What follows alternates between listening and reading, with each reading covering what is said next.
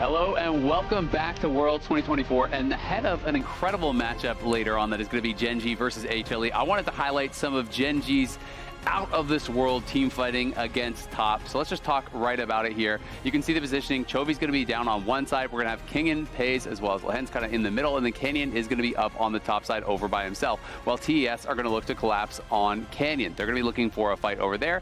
Notice Chovy here is already prepping his Q3 on the Wolves, and as TES goes back over towards Canyon, he's going to pop his ultimate, and then Gen.G is going to look for a pick here onto Jackie Love. They're able to catch the Jin here. The follow-up is there from Lehends. They get him incredibly low. Even with this ult from Tien actually peeling out Chovy, you can see Jackie Love is just barely going to survive as the barrier comes out. Chovy can't quite finish him off. And now this is going to put Peyz in a bit of an awkward position because Peyz has to go in the back line with the killer instinct to actually kill him. So now if we pause and we stop down here for a second, you can look at the spot that they're in. Chovy has actually snapped back. You can see him on the minimap. He's back over by the Wolves right now, charging up his Q once more. Peyz, yes, they could try to fully commit onto him if they were top. You can see the equalizer was dropped to try to zone him off, but Peyz could just flash out the left side of that pit. So instead, they're going to look to try to finish off Canyon, who is low health. Again, he'll use all of his resources there. He W's in, he flashes out, and now Chovy has kited these Wolves back in towards the mid lane, has the Q3 ready, and again, watch where Peyz is staying. He's always ready to re-engage on the fight. TES see the collapse coming in. There's a perfect re-engage from Chovy. Peyz comes in over the top. They shut down Cream. And now, again, talking about resources, your health bar, your summoners, your ultimates are all resources that Gen.G are going to use to the maximum here. Instead of flashing back defensively, we can roll the clip. Peyz flashes forward into them, knowing he has the cleanse for the Shattering Strike, knowing he has a full health bar, and he can spend that to get the kills.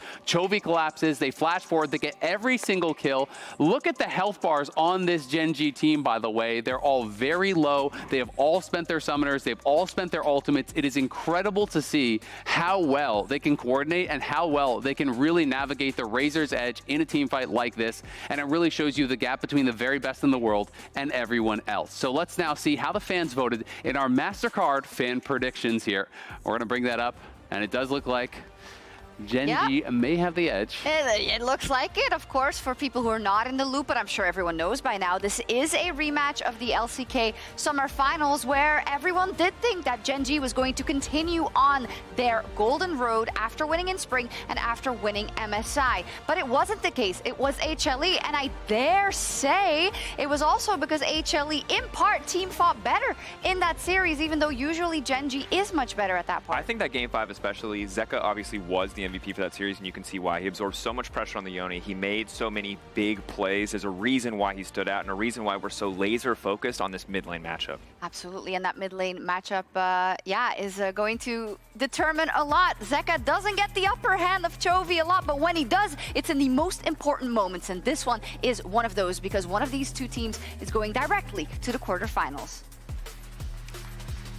Ladies and gentlemen, welcome back to the LCK to Worlds 2024. As up next, we have a matchup that everybody can get excited for, man. This is a rematch of the LCK Summer Finals. This is Gen.G going up against HLE. This was a match that right before it happened, you could see the prediction graphic over there at LCK. Everybody except for one man, everybody except for Ox was predicting Gen.G. It was a pretty big upset, and you could see, even in the way that the fan predictions were going, more people today are expecting Gen.G to take it, but you can't sleep on Hanwha, man. These guys are tough. But that's why I think so many people, even after the finals, the LCK casters, K-Droll, a lot of like the talent was just saying, hey, look, even if we were to replay this series, I would still go in expecting Gen.G to win. And I think that says a lot about the dominance that Gen.G has had in the LCK, but Hanwha stepped up massively. They were no pushovers whatsoever, and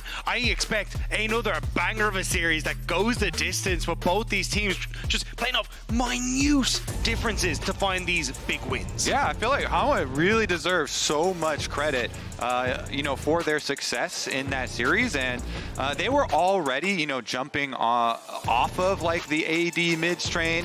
Yeah, the Tristana, Zeka was playing it and got some really, really big wins, including a solo kill, which was quite nice. But you know, the Corki is out of the meta now, and Chovy was spamming the Corki. So I think that is going to be the main thing that changes in the draft here, because all the other champions that they were playing in finals are still being spammed here at Worlds. And it's just going to be a deviation. Drop the Corki and move on to the next iteration. But pick up the Yone here potentially for Zeka. The fact that it slipped through the draft. That could be, well, in my eyes, the difference maker here for Zeka. He's been incredible on that pick, has fit directly into his wheelhouse, and I think it'll be such a massive pickup for Hanwha here. I feel like it's Worlds 2024, boys. If Yone's open and you don't lock it B1, I'm wondering what you're doing. Should always be first pick. Yup, HLE immediately jump on the chance to do that. We'll just make sure we catch up with everything else. Bans Nidalee, Ziggs, Skarner banned out by Hanwha Life, and then Gen.G taking out the Smolder, the Jax, the Maokai. So Aurora had actually creeped up to be the most banned champion, even with all the nerfs that were received heading into Worlds here.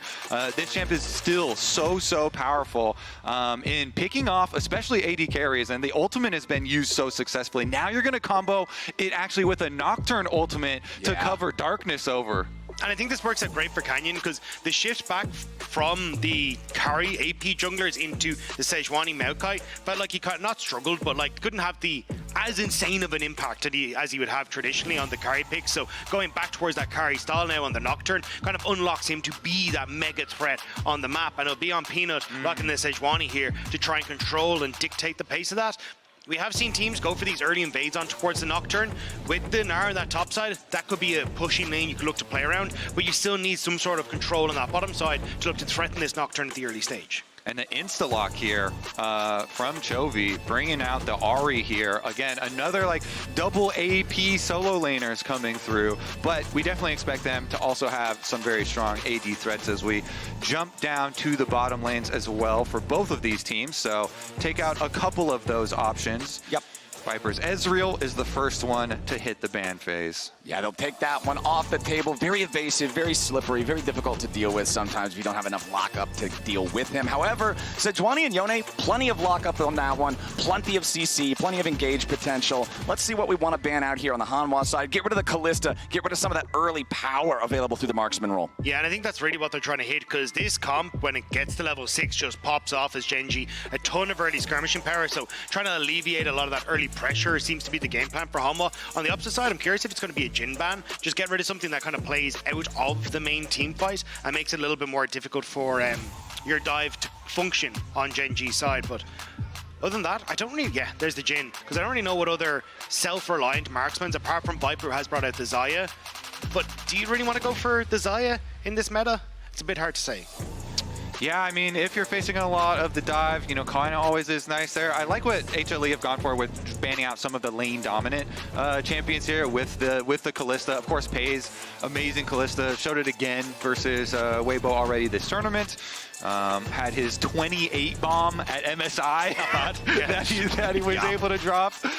That also had Lehends' Blitzcrank in it, by the way. You know, one of the super flavorful picks that they have up their sleeves. Let's see what they go for here. Okay, now this does bring some more structure too. You know, you're looking at this scheme comp and you do want some more CC in it. The Varus does offer that as well as a pretty strong lane phase.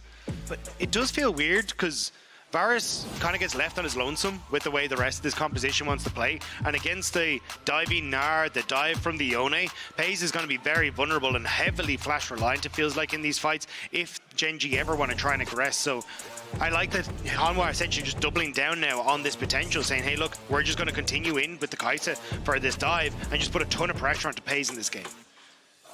Always love seeing a Kai'Sa, man. Especially after last series, we got to see some pretty fun Kai'Sa. Hopefully we're going to get to see we're going to get to see some pretty fun Kai'Sa here in this one as well. But we do need to see what they are going to round out this composition with here for Delight in the support role. Delight on Engage, I am not surprised to see that whatsoever. The Rell is the name of the game here for him. Yeah, he's probably the best engaged support in the world right now. This guy's absolutely insane on the Rell, the Rakan, some of these picks that really start to stand out for him. But I do like the Rell specifically in this because not only does it have great engage, it can also work very well with the peel that you need, thanks to that Magnetic Storm for Nocturne as he dives in, things like the Ahri as well, just being able to keep them off of your backline. But I like just an all-round hitter here for Hanwha. It comes off great. Yeah, I mean, it's a very interesting dichotomy that we have because, you know, they have really hard engage here on HLE. The final pick for Lehends is kind of counter-engage with Renata, trying to get your ulti off to buy some space. If you can create darkness with Nocturne and avoid damage, then Gen.G can pull this off. But again, Gen.G are going with a way squishier comp. You know, it's so much more health just baseline going to be built on the side of HLE, and they're so much more straightforward with their dive, with their full send. But Gen.G, this is a team where you do have faith in them to be able to pull off these squishier ones. Yeah, this has to be an early macro masterpiece from Gen.G. Otherwise, the lack of someone to face check is going to come back to bite you against what Hanwha have drafted here. So I need to see early control for Peyz and Lehends on that bottom side. Great mid-jungle control with Canyon playing heavily for Chovy, trying to play off that charm into fear, getting the picks this way, and ensuring that Kiin can bully through his range advantage in that top side. Otherwise, I feel like this just falls apart so quickly. And I think there's going to be a lot of discussion about the draft, I know, after this game, because if you have a result where the Aurora does not find a lot of, you know, effect in this game, then everyone's just going to flame you for giving over the Yone. Like, they gave over the Yone first pick, and yeah, they got to trade back and grab the Aurora for themselves, which I think is a very strong champion and has been very useful and has been highly banned in this tournament. But if you're unable to, you know, put the extra pressure onto Viper with it and make good use, then everyone's just going to go back to, well, look at Yone's stats this tournament. Hello, he's barely lost any games. He's absolutely crushing it, and you're giving it over to Zeka, who loves this champion, already used it to beat you. So and it's also there's a lot of talk I can already see. Anime protagonist, you're putting in the block and just saying, hey, show me what you've got. And that's kind of where this like Yone edgy guy just gets to show his stuff, right? He wants to be close and personal with you, so you're kind of just setting that up. So curious now to see how Gen.G want to try and make this happen. I don't think they want to opt in towards a lane swap, but it looks like they're just trying to deny a potential lane swap. But I didn't catch there if Viper was spotted as they moved through.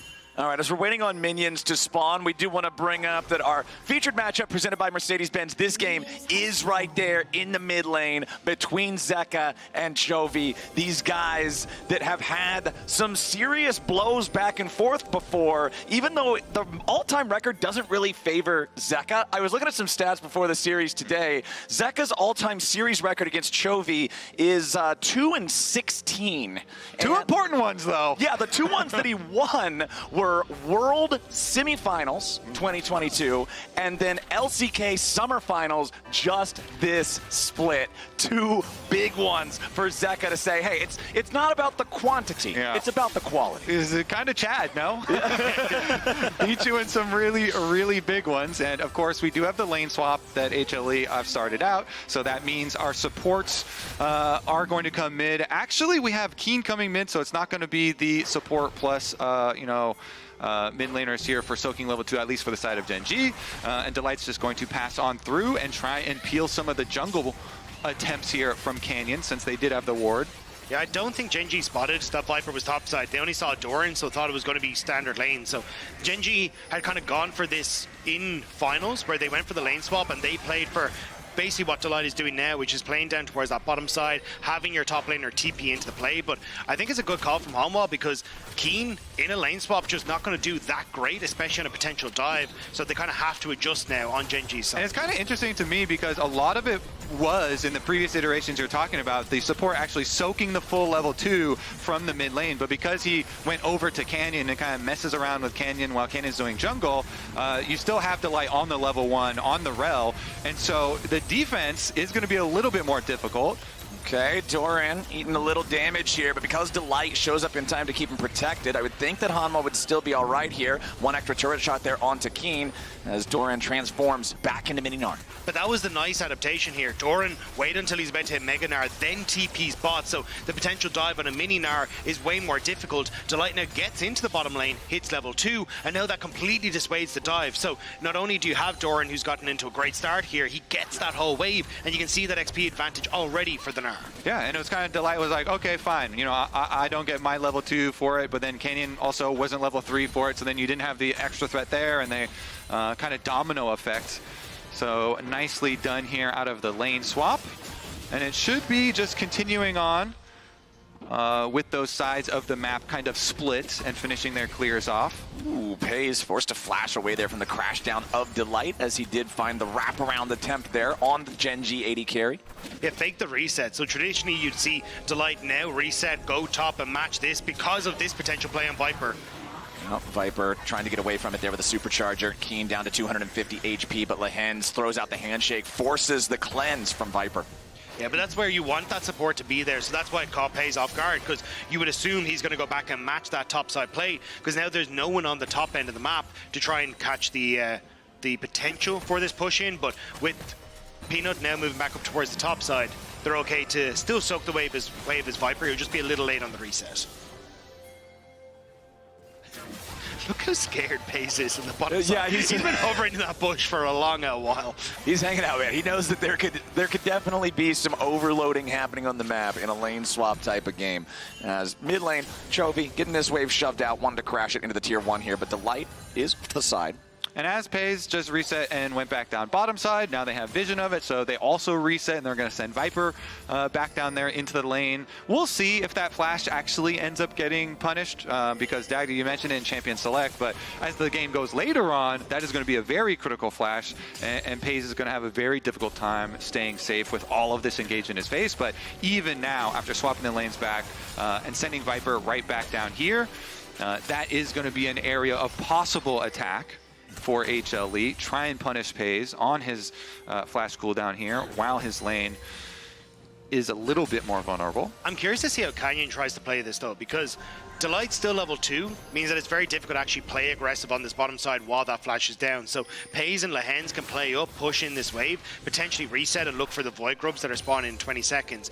But there is also an argument to just say, hey, we're going to try and farm it out, just like play it safe, because we don't, with the level advantage for Doran, who's about to take over to 6, having access to those ultimates is actually far more valuable. So I think there's a lot of factors for Gen.G to try and look in towards this. And for Hanwha, they would rather just keep Viper in that bottom side, because in a 3v3 with both solar laners hitting level 6, they're in a great spot.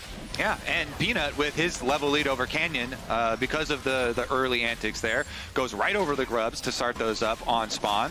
Yep, and while he's taking those and there's no contest from the other side, remember, a reminder, you can log into your Riot account on LAAAAesports.com and watch Worlds Live to earn exclusive Worlds emotes, icons, and capsules. So go in there, get your stuff, get some prizes the same way that Peanut is securing those grubs right now. And it looks like Canyon is going on to the other side of the rift to take that Drake. It's the common handshake.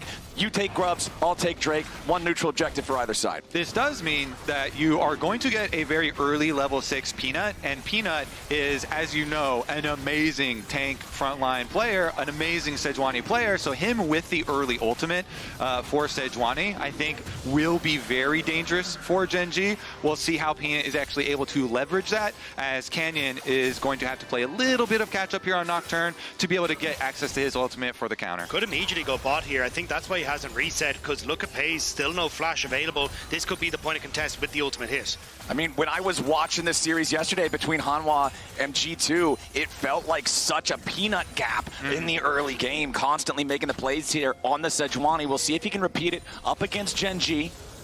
Is hanging around down here, but no opportunity to really do a whole lot against Lehends and Peyz. You saw Chovy also potentially going towards the bottom lane, but ended up going back into mid here instead. Still very close gold between the two squads. Nobody really pulling away with a lead thanks to extra wave management or extra rotations that they were managing to find against their opponents, catch them off guard a little bit.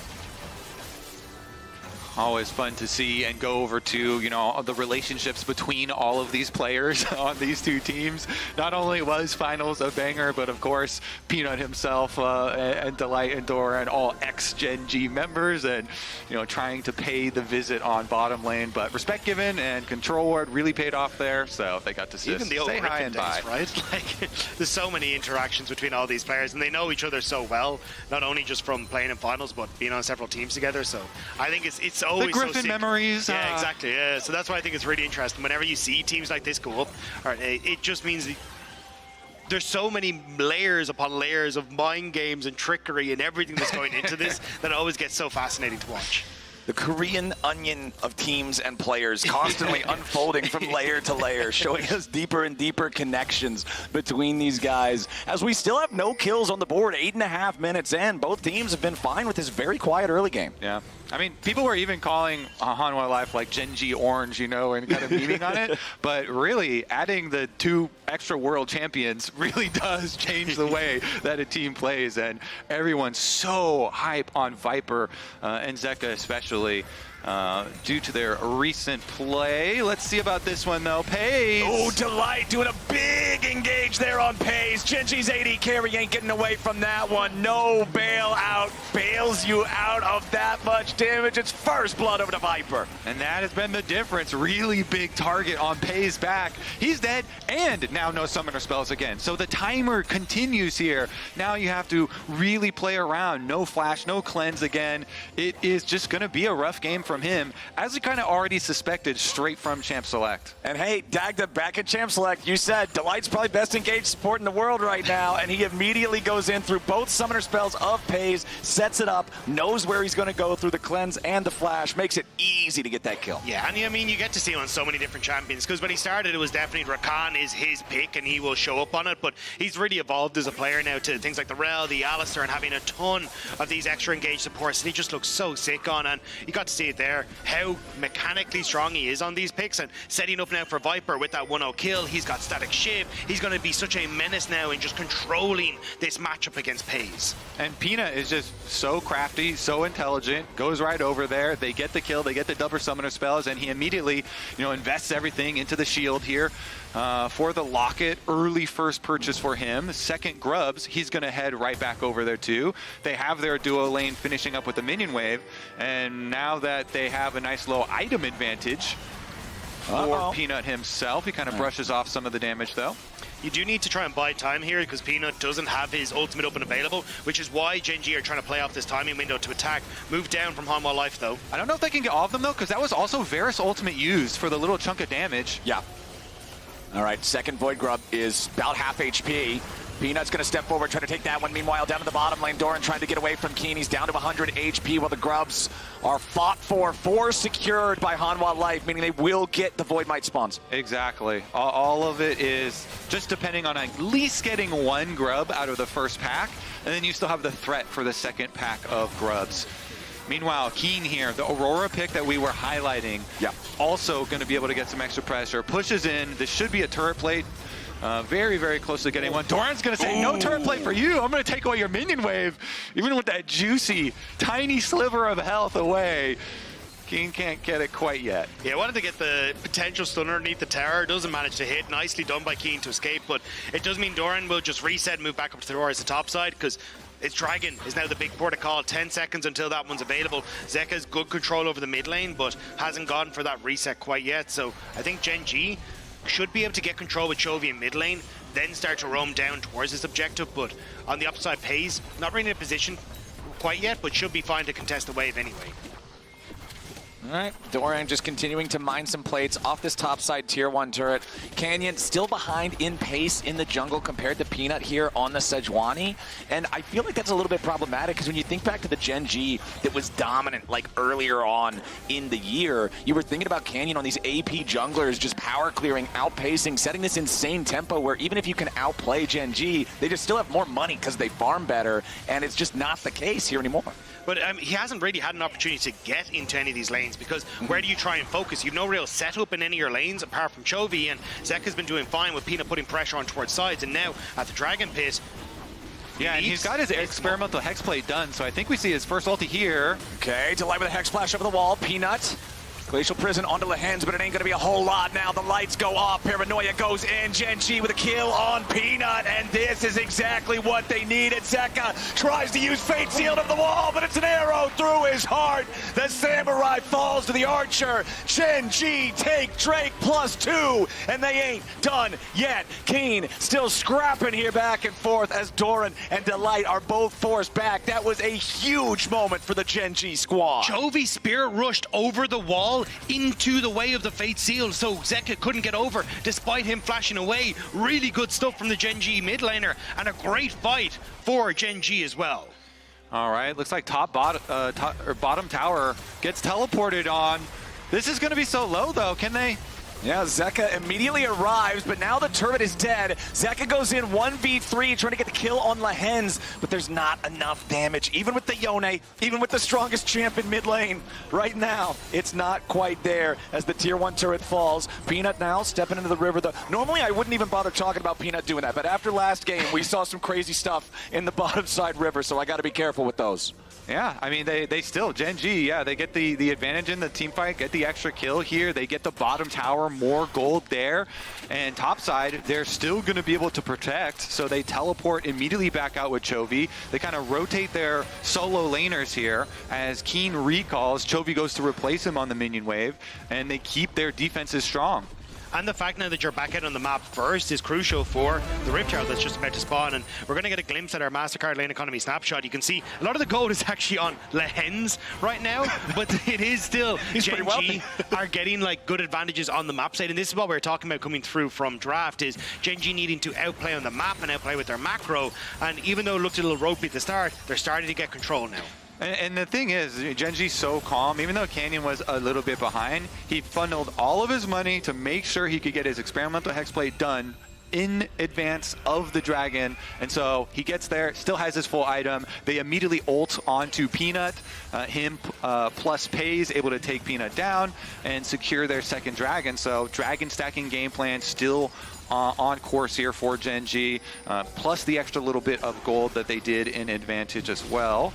And because he's got all that extra ultimate ability haste with his experimental hexplate, his old Nocturne ultimate is ready again, so they go over to next objective, and we'll be able to burn this one down no problem. Yep.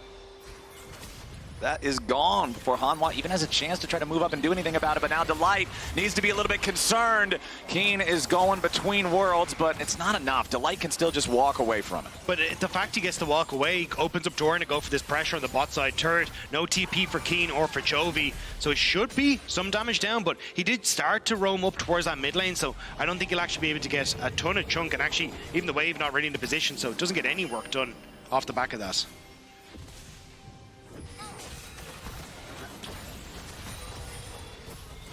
Just about 16 minutes into the game, still only 3 kills on the board. Pretty low violence game here in our first one of this best of 3.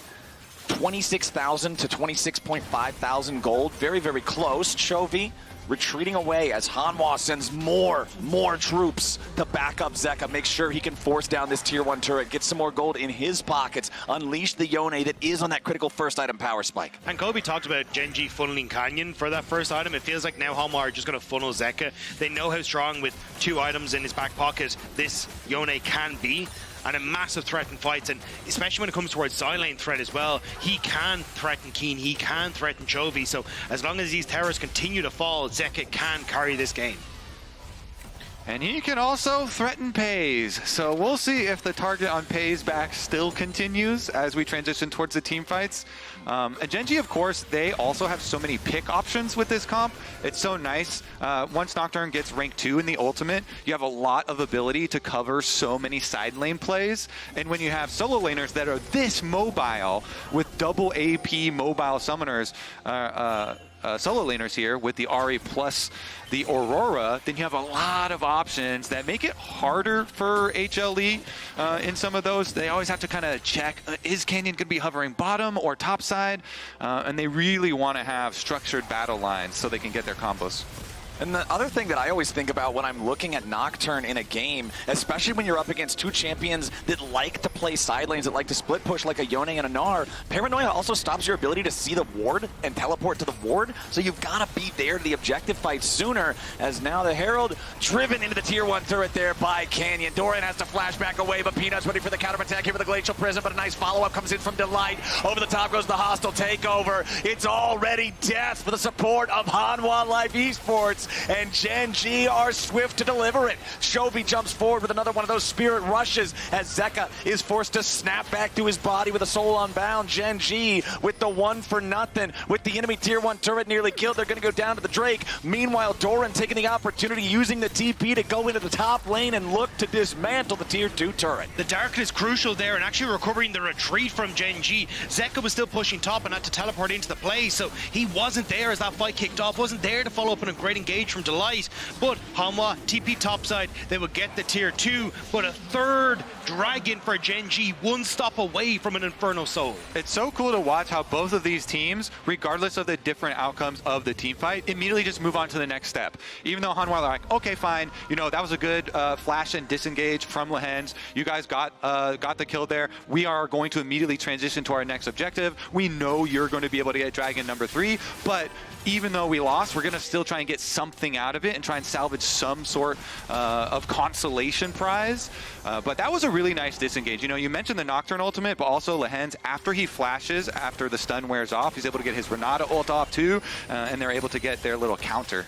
I do think, though, Gen.G are not only like a step ahead, kind of 2 steps ahead in a lot of these plays, though, because oftentimes what we're seeing is Hanwha want to try and threaten onto objective. You can look at now, Kiin has already pushed in that top side, so creating a point of contention on the map. Chovy was doing the same just as we're starting to set up for Dragon, and it feels like Gen.G are always quicker off the mark to get towards these lanes, creating pressure for Hanwha, and right now, Hanwha are kind of struggling to keep up. So even though we're saying Zeka in a 1v1 is great, the wave is gone before Zeka even gets there, and Chovy's now drifted to somewhere else, and you're just constantly playing catch-up as Hanwha right now. And always, when you're looking at who's getting side lanes here, look where Canyon is. It's so efficient for Nocturne when he has the extra range from his ultimate, finishes up his Gromp while Chovy's finishing up the mid-wave. They're covering their side that they still have their split pusher on, even though Hanwha can have members there. They're so confident with Ahri ultimate, plus summoner spells, plus Nocturne even hovering around. Like, you just have all of the options kind of covered off, and you take away the possible moves that HLE want to make even before they make them. And that's the thing, again, is where we just see that play of Nocturne covering bot to get Chovy into position. Well, Chovy then roams mid, they get the mid tower. And also respect from Peyz, because this man is playing incredibly safe on the mid wave. He knows how valuable his flash and cleanse are for these fights. He's not even stepping up to finish off the tower there. He's like, no, the minions will do the work. As long as I stay safe, this game we can win it out as Gen.G, just playing at the map state. Yeah, so I'm so looking forward to this next big team fight, because HLE, like we said, they've constantly done things to grab money on the map back, even after, okay, you lose a little bit here in one of the fights, or someone, you know, does get picked off. They still have kept enough gold that they can definitely still fight the next big one, and that's really what's going to break it. Like, they even have a couple extra 100 gold here in inventory, and it's in a lot of the right places too, with one of the kills going over to Viper. That Kai'Sa is another Kai'Sa that you have a ton of faith in these team fights. Like, Viper has just been insane, so we'll see what HLE can do on the next one. You have a lot of confidence in their setup. Wait a second, they're gonna have to... Yeah, Gen.G's going after the Baron because they saw Hanwha try to make a play on Chovy down there in the bottom lane. So now they're just going to try to force the Baron instead. Chovy teleporting up to join the remaining 4 players on Gen.G. The paranoia is there to stop an appropriate follow-up. The Baron is secured by Gen.G, but now they got to try to get everybody else away. Kiin with the flashback over the wall. Hanwha can't do anything. Gen.G with the 400 IQ Baron rush, immediately recognizing the opportunity and jumping on it. At the second they saw all those members down on bot side to look for the tower, Gen.G knew they could take it. You have a Blade of the Rune King, Gwinsu's Varus, who will rip through the percentage health of that Baron buff, and it's a perfect call, even using the darkness again as a retreat tool, because you just don't know what's the health on the Baron, or how heavily can we engage. We don't know where Gen.G are. Beautifully done from Gen.G. Chovy sees that Sejuani coming after him on that little Farseer's trinket. He says, all right, let's go for it. And everybody else starts up the play. Chovy even teleporting to join the rest of Gen.G before going back to the base to heal up the 40% chunk that he took from Zeka in the bottom lane. They knew to full send it. They get everybody out safely. Beautifully done from Gen.G now with 45 seconds left on the clock until what will be their Dragon Soul spawns. They've got Baron and control over the Rift. Yeah, and you were just talking about how them being one step ahead of HLE on these moves is impactful. Like, that was a very big step. They know what your next move is going to be. They try and punish it and are able to actually fully finish off the Baron and then still rotate down to the other side of the map. 20 seconds on this very early Dragon Soul. Gen.G have been so clean with it, but critical breaking point is about to approach. Again, HLE have at least kept up enough gold Oh, Wait. Kiin jumping in there immediately with the Between Worlds. If they pick the enemy jungler, no way to contest that Dragon Soul. Oh my God! Unless Delight goes in for a massive 4-man engage. Gen.G melts before your eyes. Do not doubt Delight, or you will find yourself in the dirt. A triple kill for Viper, and Hanwha just buried Gen.G. Nice macro, kids. How's this wombo combo taste? That was huge. Delight into Zeka, able to destroy them at HLE. That also denies the Dragon Soul.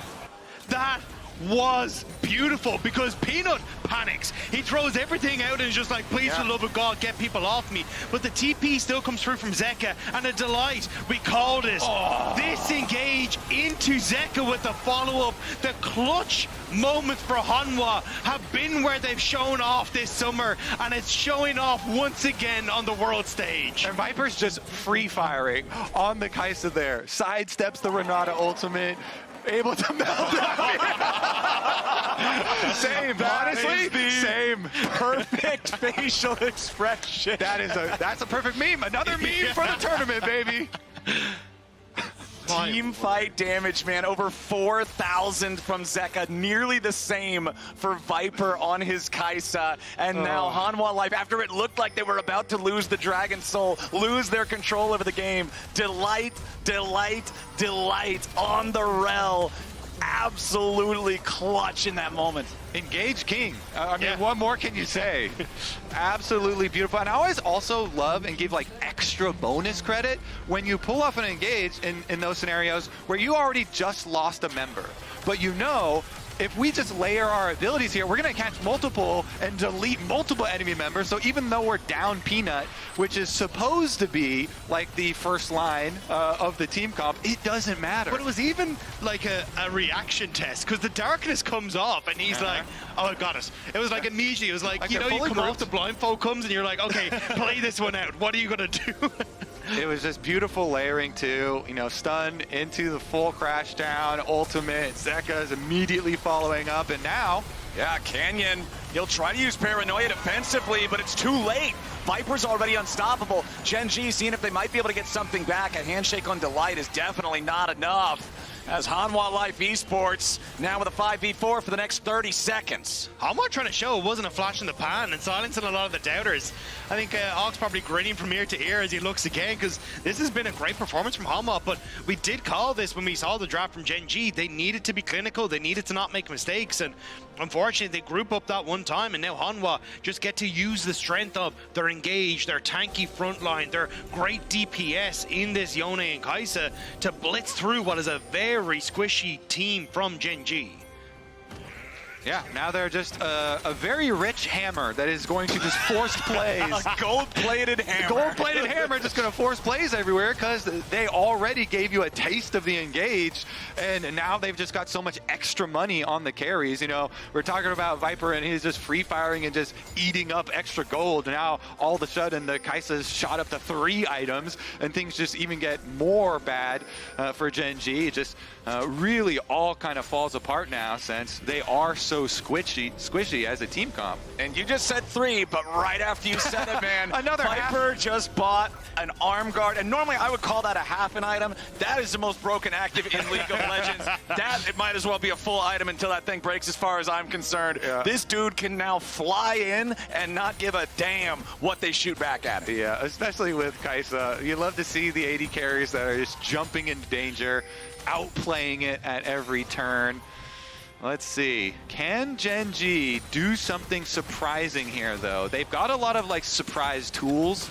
We mentioned earlier the pick potential of Aurora, Nocturne, Ahri, you know, things that you want to try and, like, cobble together, but it's so hard now because your map has just been taken over. And there's not a lot of areas for you to set those plays up. HLE, you can see them very cohesively moving as a team to try and take over Vision and not allow Gen.G to get their pick now to try and get back into the game.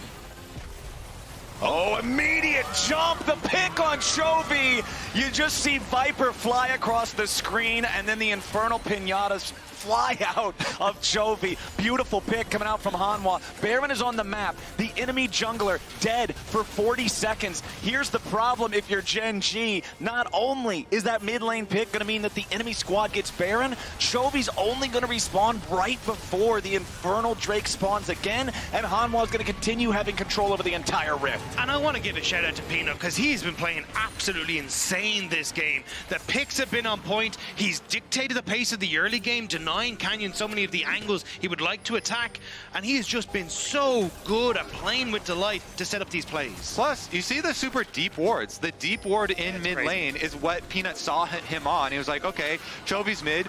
Peanut can get into position, flash over the wall to make sure they can find their pick. Even on a champion as slippery as Ahri, they instantly deleted him. But now, Gen.G, they want another attempt at this soul. Okay, Chovy responded in time to be able to make his TP in, as now another TP is about to show up for Hanwha. Doran has rejoined everybody else. Paranoia cast, a charm onto Delight, but he's the only one. Between Worlds has already been used. Doran here in the front line, jumps in from a Mega Gnar, but he ain't gonna find the angle here just yet. Zeka resetting with a soul unbound. Kiin's the first to drop. Viper's going godlike. Gen.G scrambling to fight back, but Zeka's too strong. Viper's too strong. Gen.G's running towards the wrong base, and Doran's gonna hit him with the wallop. Couple more auto attacks gets it done. Chovy's about to drop again. Call it a Drake, call it an ace, call it a fight for Hanwha. Call me the LCK champions. Hanwha showing why they won,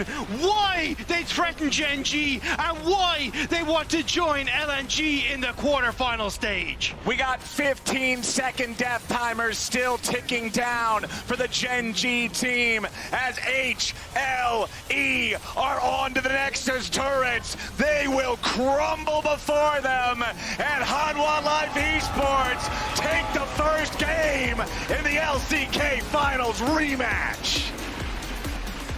Finals ain't no fluke, okay? That's just game number one. But Hanwha really just retook control. And of course, player of the game. We don't give those out, but I'm going to give one out now. Delight. Yeah. You know, he What a can honor beast. enemies now as well. I'm pretty sure all of the other Gen.G members are like, you know what, Delight? That's also an honor. Great job. Fair enough. Delight's engaged, got it done, and everybody else just kept it rolling all the way to the enemy Nexus. Game number one is done. We're tossing to a break, but we'll be back with more Worlds 2024 real soon. Don't you go anywhere.